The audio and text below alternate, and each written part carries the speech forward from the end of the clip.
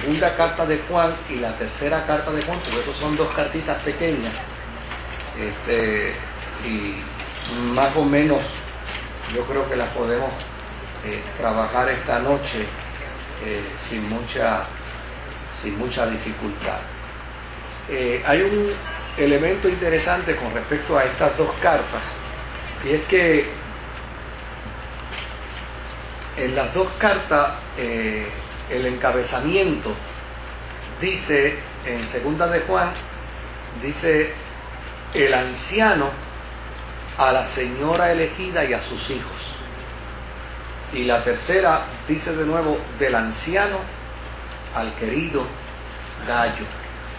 No tiene que ver nada con José Miguel Clas, totalmente distinto, ¿no? Claro, yo creo que lo que uno puede hacer es responder a algunas de las inquietudes que se presentan. Por ejemplo, el término anciano no necesariamente tiene que verse como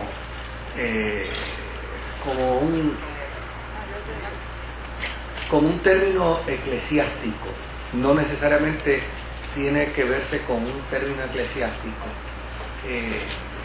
Muchos de los estudiosos piensan que en este caso el término anciano de lo que trata es de un pastor de la iglesia, que desde luego ese pastor de iglesia con toda posibilidad es un anciano en el sentido natural de la edad. Hay iglesias que hoy, por ejemplo, llaman a un grupo de personas en la comunidad los ancianos de la iglesia, ¿no? Y desde luego, pues, es el resultado precisamente de esa interpretación que se ha dado de que el anciano no tiene que ver con el orden cronológico, sino más bien con lo que tiene que ver es con el orden de la experiencia.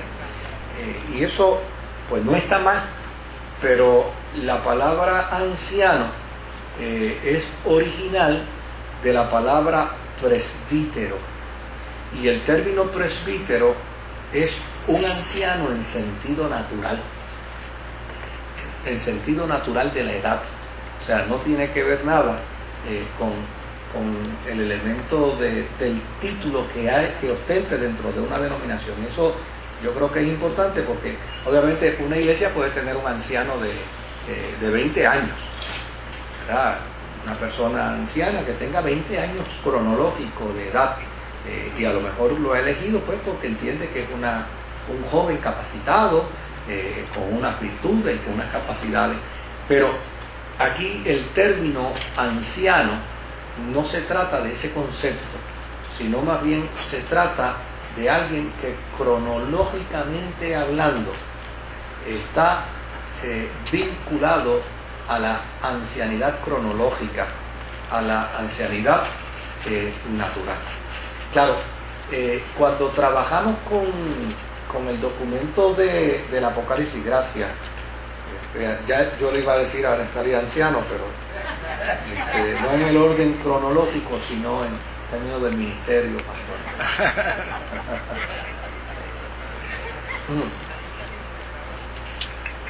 Con anterioridad habíamos hablado de que había un Juan que se distingue del Juan de los evangelios. ¿Verdad que sí? Recuerdan que habíamos hablado de ese Juan, y que a ese Juan se le llamaba precisamente Juan el anciano, que no guarda relación alguna con el Juan del evangelio. Y habíamos señalado que en el caso, por ejemplo, del Apocalipsis y en el caso del Evangelio según San Juan, habíamos señalado que Juan ya estaba muy anciano, pero que había escrito sus vivencias en la isla de Patmos como resultado de un amanuense, de alguien que escribió por él. Y que ese amanuense que escribió por él probablemente sería un presbítero que había en Éfeso, que se conocía precisamente como el anciano Juan. Y desde luego esto demarca un sentido extraordinario, porque si la palabra anciano, que viene del origen presbítero, ¿verdad?, que significa anciano en términos cronológicos, pero que se convirtió en una palabra, digamos, que demarcaba un ministerio, para con ello afirmar que es una ancianidad en términos de experiencia, experiencial, pues desde luego ese título está por debajo del título que ostentaba Juan.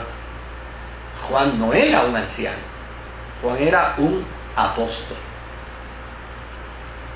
Entonces, este que se presenta aquí, se presenta como el anciano. O sea, eso es como, con el mayor respeto, ¿verdad?, a la figura, pero eso es como si el Papa escribiera una carta hoy diciendo, yo el cura tal. O sea, pues dentro de la Iglesia Católica, dentro del proceso jerárquico, el Papa es la figura que ostenta el título más alto. Pero él no se va a presentar como el sacerdote, no se va a presentar como el cura, él se va a presentar como ¿qué? Como el Papa. Pues lo mismo sería en este caso. O sea, si Juan fuese a presentarse, se presentaría como el apóstol, no como el anciano. Porque el anciano sería un título que de menor jerarquía. Entonces, ese elemento a veces se nos escapa en la apreciación, pues porque desde luego pensamos que en la historia bíblica hay un solo Juan, y en la historia bíblica no hay un solo Juan. De hecho, entre los años 70 y el año 146 después de Cristo, hubo un eclesiástico, un líder de la iglesia, que llegó a ser obispo de Hierápolis. Pero este obispo de Hierápolis mantuvo una relación bien estrecha con los creyentes de Éfeso, bien estrecha. Y desde luego hay unos documentos de este obispo llamado Papias de Hierápolis. Y una de las cosas que se planteaba de este obispo es que era un historiador a su manera. Y desde luego algunos de los historiadores del segundo siglo no lo consideraban historiador, porque él era un historiador a su manera. Él recogía la historia de la iglesia, pero él decía que no aceptaba ningún comentario que no proviniera de las fuentes primarias y de las autoridades eclesiásticas de la iglesia del siglo I. Es decir, él, por eso es que era un historiador raro, ¿no? Porque a él le decían, no, ¿quién dijo eso? No, eso lo dijo Plutarco. Aquí Plutarco no manda nada. Eso es lo que quiere decir. Él decía que las fuentes que él daba crédito para su historia, para la historia que él formulaba y presentaba, él decía que las fuentes que él reconocía con autoridad era a Andrés, a Pedro, a Felipe, a Tomás, a Santiago, a Juan, a Mateo o a cualquier otro discípulo del Señor. Y después en una nota aparte dice, y también acepto lo que diga Aristión, que desde luego Aristión fue un obispo de la iglesia del Asia Menor, muy reconocido y muy respetado, y decía, y también acepto lo que pueda decir el anciano Juan, obispo de Éfeso. O sea, este señor está haciendo